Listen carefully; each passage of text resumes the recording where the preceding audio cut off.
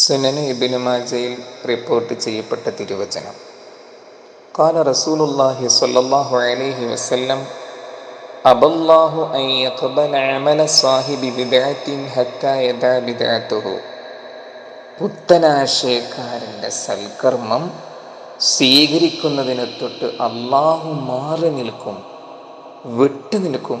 ഹത്താ യദഅ ബിദ്അത്തുഹു, അവൻ്റെ നവീനാശയത്തെ അവൻ കൈവെടിയുന്നത് വരെ, അതിൽ നിന്ന് പൂർണ്ണമായും മാറി നിൽക്കുന്നത് വരെ.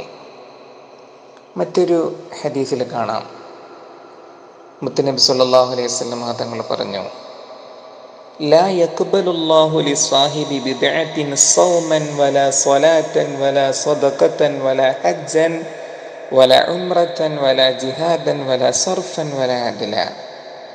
പുത്തൻവാദിയുടെ നോമ്പ്, നിസ്കാരം, ധർമ്മം, ഹജ്ജ്, ഉംറ, സമരം, അങ്ങനെ തുടങ്ങിയ ഒരു സൽക്കർമ്മവും പടച്ച റബ്ബ് സ്വീകരിക്കുകയില്ല, കബൂലാക്കുകയില്ല.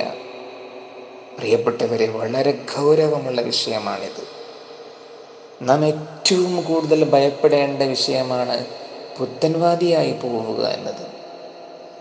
മുജാഹിദിന് എന്താ കുഴപ്പം? ജമാഅത്തെ ഇസ്ലാമിക്ക് എന്താ കുഴപ്പം? തബ്ലീഗ് ജമാഅത്തിനൊക്കെ എന്താ കുഴപ്പം എന്ന് ചോദിക്കുന്നവരോട് പറയാനുള്ളത്, അവരെ ഏറ്റവും വലിയ കുഴപ്പം ഇതാ. അവരെ ഒരു അമലും ഒരു സൽക്കർമ്മവും പടച്ച റബ്ബ് സ്വീകരിക്കൂല എന്നതാണ് ഏറ്റവും വലിയ പ്രോബ്ലം. അതാരാ പറഞ്ഞത്? അള്ളാഹുവിൻ്റെ ഹബീബ് മുഹമ്മദുൽ മുസ്തഫ സല്ലല്ലാഹു അലൈഹി വസല്ലം. പഠിച്ചോനെ, നമ്മളെയും നമ്മളെ കുടുംബങ്ങളെയും നമ്മളുമായി ബന്ധപ്പെട്ട എല്ലാവരെയും ഈ പുത്തനാശയത്തിൽ നിന്ന്, അവരെ ശല്യത്തിൽ നിന്ന് കാത്തു സംരക്ഷിക്കുമാറാവട്ടെ.